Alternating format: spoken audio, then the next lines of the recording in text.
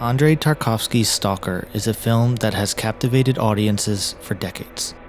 For many, it is a cinematic masterpiece, a profound exploration of existential themes that lingers in the mind. But for others, Stalker is a difficult watch. It's a long runtime, slow pacing, and ambiguous conclusion. The film's refusal to provide clear answers or even a conventional narrative arc leave many viewers feeling unsatisfied. But in this video, let me try to convince you otherwise on why you should watch Stalker.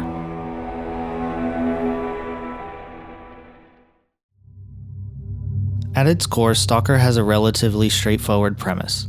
The film follows the journey of three main characters: the Stalker, the writer, and the professor, as they navigate through a mysterious area known as the Zone.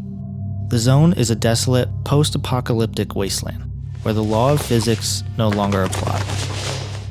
Deep within the Zone lies the Room, a place that supposedly grants the innermost desires of anyone who enters it. But despite the seemingly clear setup, Tarkovsky shrouds the Zone and the Room in mystery.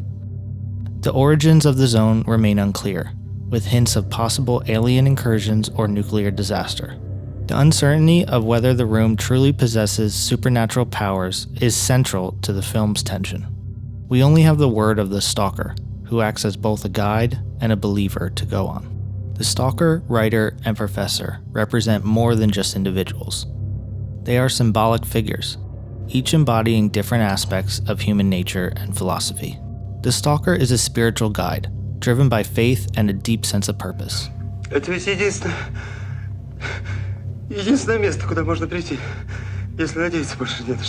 He believes in the power of the Zone and dedicates his life to helping others find their way through it, despite never actually seeking the rewards of the Room himself.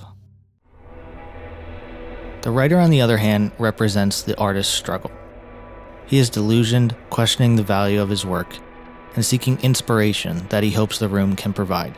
He is both cynical and idealistic, torn between the desires for artistic immortality and the fear of his own inadequacy.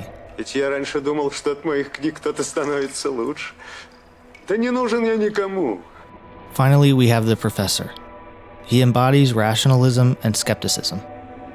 He initially claims to be interested in scientific breakthroughs, but as the journey unfolds, his true motive is revealed.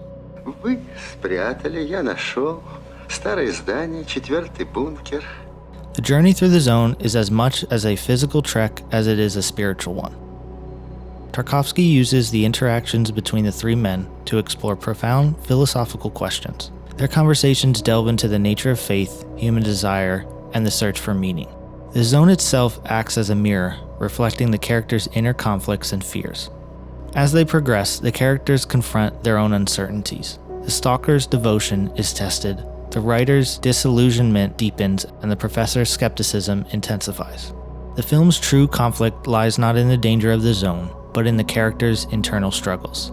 Each man grapples with his own beliefs and the possibilities that the Room might expose uncomfortable truths about who they really are. The Room is a central yet mysterious element of Stalker.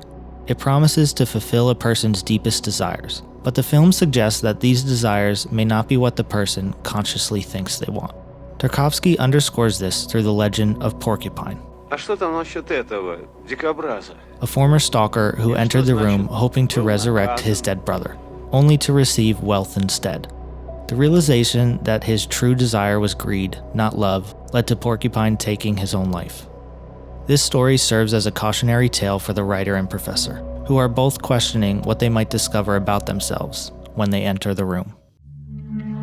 Tarkovsky once said that the Stalker is a tragedy, but not a hopeless one.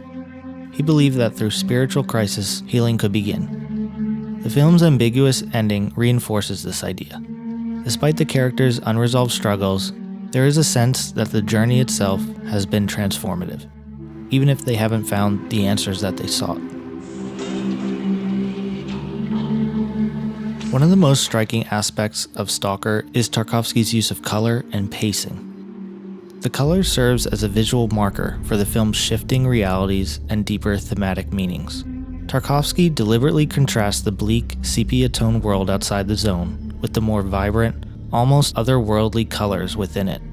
creating a clear distinction between the two spaces that reflect the psychological and spiritual journeys of the characters.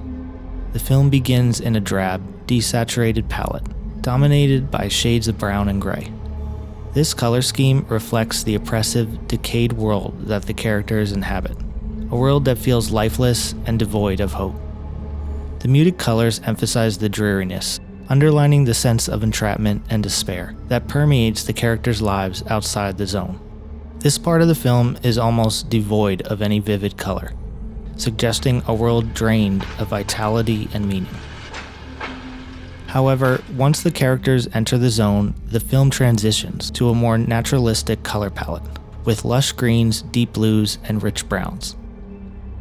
The first time we see this shift in color, it's startling, and it immediately signals that the zone is a different kind of place, one that exists outside the normal rules of the world. Tarkovsky's deliberate pacing, characterized by long, contemplative shots and sparse dialogue, can be challenging for those expecting a more traditional storytelling approach. The film's pace isn't just a stylistic choice, though it's a fundamental part of Tarkovsky's vision, designed to immerse the audience in the character's spiritual journey and the eerie, desolate world of the zone. Stalker ends without much resolution. The character's quest, while physically completed, leaves them and the audience with more questions than answers. Now, I'm not going to lie and say that Stalker's an easy watch. It's definitely not. But for those willing to engage with its deliberate pace and open-ended nature, Stalker offers a deeply rewarding experience. It's a film that asks you to sit with uncertainty, to embrace it, and to find the meaning not in the destination, but in the journey itself. And it's this very challenge that makes Stalker such a singular and enduring work of art.